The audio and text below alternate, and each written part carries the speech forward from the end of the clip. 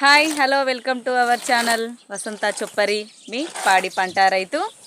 ఈరోజు వీడియో వచ్చేసి ఏంటి అని అంటే, మనకి బర్లలో కానీ ఆవులలో కానీ కాళ్ళకి రిల్లలు అంటారు. ఆ రిల్లలు అనేటివి ఎందుకు వస్తాయి, ఎప్పుడు వస్తాయి, అవి మనం ఎలా గుర్తుపట్టడం అనే విషయం మీదనైతే నేనైతే వీడియో చేయబోతున్నా. నాకు తెలిసిన మట్టుకైతే నేనైతే తెలుసుకున్న విషయాలను బట్టి మాత్రం నేనైతే ఈ వీడియోలో చెప్పబోతున్నా. తెలియని వాళ్ళ కోసం అయితే, తెలిసిన వాళ్ళు ఇంకా ఏమన్నా దాంట్లో ఇంకా ఏమన్నా డీటెయిల్స్ తెలిస్తే నాకు కామెంట్ బాక్స్లో కామెంట్ చేయొచ్చు. ఓకేనా?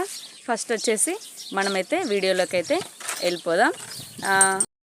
రిల్లగాళ్ళు అనేటివి అయితే ఎక్కువ శాతం అయితే బర్లలో రావడానికి అయితే అవకాశం ఉంది. ఆవులలోనైతే మాకైతే అవగాహన లేదు, తెలియదు. వాటికి వస్తాయో రావో అయితే తెలియదు. బర్రెలలోకి మాత్రం ఎక్కువ శాతం అయితే ఈ రిల్లగాళ్ళు అనేవి ఎప్పుడు వస్తాయి వాటికి అనేది అయితే ఎక్కువగా ఇవి ఎప్పుడు చిన్న స్టేజిలో ఉన్నప్పుడు, చిన్న వయసులో ఉన్నప్పుడు, దూడలుగా ఉన్నప్పుడే ఈ రిల్లగాళ్ళు అనేటివి వీటికి వస్తాయంట. ఇగో చూడండి, ఇక్కడ మొక్కలు, ఇక్కడ ఈ నరం ఇండ్ల నుండి ఇక్కడికి ఉంటుందంట నరాలు. ఇండ్ల నరం ఎక్కువగా పెరిగి వచ్చినప్పుడు ఈ నరం ఇగ్గి పట్టి కాలు కింద దేకుకుంటా ఇట్లా వచ్చినట్టు నడవరాదు, కాలు కింద పెట్టరాదు. ఫస్ట్ అవి పండుకొని లేచిన తర్వాత వాటి అవస్థ ఎట్లుంటుంది అని అంటే, అవి పండుకొని లేచిన తర్వాత వాటికి సరిగా కాలు కింద ఆనబెట్టరాదు. మనం నడిపించుకుంటూ పోయినాం అనుకోండి, ఆ ఒకటే కాలు కింద ఇట్లా రాకుకుంటా వస్తుంది. ఆ రాకుకుంటూ వచ్చినప్పుడు ఒక 5 నిమిషాలు నడిచిన తర్వాత ఆ నరం అనేది సాఫ్ అవుతుంది. అప్పటి వరకు దానికి ఆ నరం గుంజి పట్టి బాగా అవస్థనైతే బాగా ఉంటుంది. దానికి ట్రీట్మెంట్ ఏంటి అని అంటే, ఒక బాగా ఎక్స్పీరియన్స్ గలవాళ్ళే దాన్ని నరం అనేది దాన్ని దొరకబట్టి సర్జరీ చేస్తారట. చిన్నగా ఆ నరం దొరకబట్టి కట్ చేస్తారట. అది అనేది మా తెలంగాణ సైడ్ అయితే ఎక్కువ ఎక్స్పర్ట్లు ఉన్నారా? తక్కువ ఉన్నారు. మరి మీకు తెలిసిన వాళ్ళు మీ సైడ్ ఎవరైనా ఉన్నారా లేరా? కామెంట్ బాక్స్లో అయితే కామెంట్ చేయండి. మా సైడ్ అయితే చాలా తక్కువ. అయితే మేము వచ్చేసి ఇది 2 రోజుల నుండి అయితే 2-3 రోజుల నుండి అట్లనే అదే అవస్థతోనైతే బాధపడుతుంది. అంటే మేము అనుకున్నాం ఇది నడుస్తుంటే నడవడానికి వస్తలేదు, కాలు ఊకే లావడుతుంది ఏంటి అని డెక్కల దగ్గర అంతా బాగా పరీక్ష పట్టి చూస్తే ముళ్ళు కానీ సీసవక్కలు ఏమన్నా ఉంటాయి కదా, అట్లాంటివి ఏమన్నా కూర్చున్నాయా అని అయితే బాగా అబ్జర్వ్ చేసి చూసినాము. డెక్కలు మొత్తం కడిగేసి, కానీ ఏం లేదు, అంత క్లియర్గా నీట్గా ఉంది. డాక్టర్ని కన్సల్ట్ చేస్తే ఏమన్నాడు, అవి రిల్లగాళ్ళు కావచ్చు. రిల్లగాళ్ళు అయితే ఫస్ట్ ఒక 3 డేస్ 2 డేస్ నుంచి అయితే 2-3 రోజులు వేడి నీళ్ళు బాగా కాగబెట్టి ఆ సైడు నుంచి మొత్తం కడగండి అని అయితే చెప్పేసిండు. ఈ సైడ్ మొత్తం ఇట్లా రాసుకుంటూ నరం అనేది ఇగ్గిపట్టే నరాన్ని ఇట్లా తీడుకుంటా కడగండి అని అయితే చెప్పిర్రు.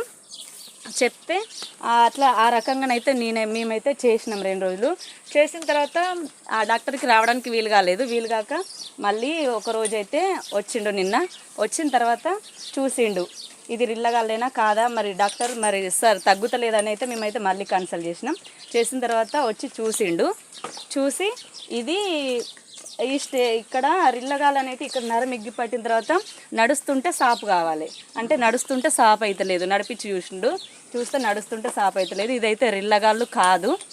రిల్లగాళ్ళు అయితే 5 నిమిషాలు నడిచిన తర్వాత సాపుగా నడవాలి. అట్లా అవుతలేదు కాబట్టి చూడండి, కాలు ఆనబెడతలేదు కదా.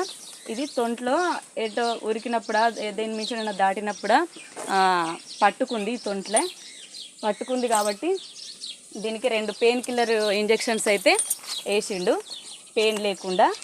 నెక్స్ట్ స్టెప్ ఏం చేయమన్నాడు అంటే, వేడి నీళ్ళు అయితే కాగబెట్టేసి అయితే పోసినాము 2 డేస్. వాటికి అట్లనే అయితే రిల్లగాళ్ళకు కూడా అట్లా వేడి నీళ్ళు అయితే కాగబెట్టేసి అయితే పోయాలంట.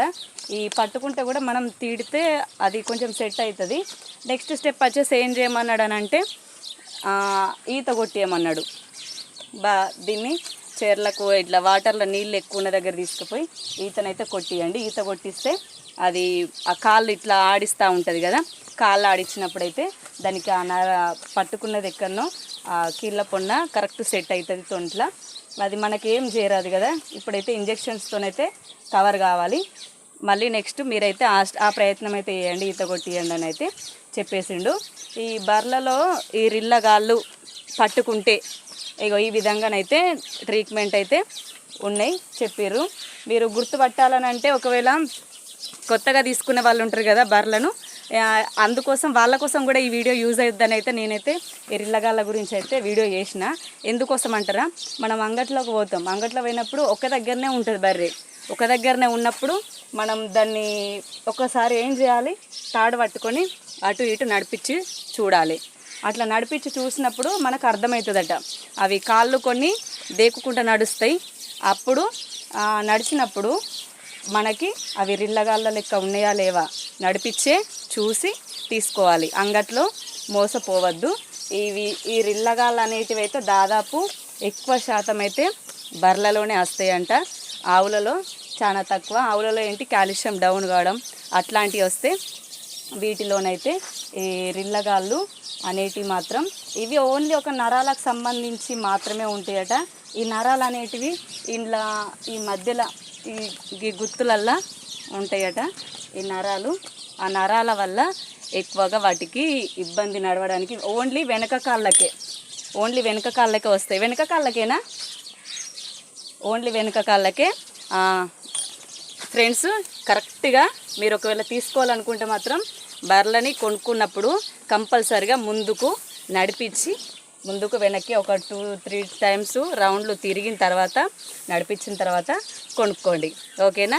బర్రెలలో రిల్లగాళ్ళు వస్తే ఆ స్టెప్పు ఏంటి, సిజరింగ్ ఒకటి ఉంటుంది, అది సర్జరీ చేస్తారంట, నరం కట్ చేసి, లేకపోతే వేడి నీళ్ళతోటి తీయడం,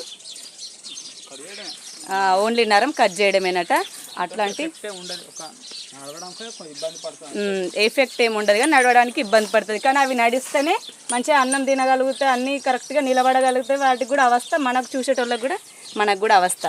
కాబట్టి చూసి కొనుక్కునే వాళ్ళు మాత్రం బర్రెలలో రిల్లగాళ్ళు ఉన్నాయా లేదా అని చూసి కొనుక్కోండి, ఓకేనా. ఇందులో ఏమన్నా డౌట్స్ ఉంటే కామెంట్ బాక్స్లో కామెంట్ చేయండి, తప్పకుండా షేర్ చేయండి, సబ్స్క్రైబ్ చేసుకోండి. ఇంకా మోర్ వీడియోస్ కావాలనంటే తప్పకుండా నెక్స్ట్ వీడియో చూడండి, ఓకేనా. ఇలాగే సపోర్ట్ చేస్తూ అందరూ ఆదరిస్తూ ఉండాలని మనస్ఫూర్తిగా కోరుకుంటూ, మీ పాడి పంట రైతు. మళ్ళీ ఇంకో వీడియోతోనైతే మీ ముందుకు వస్తాం. బాయ్.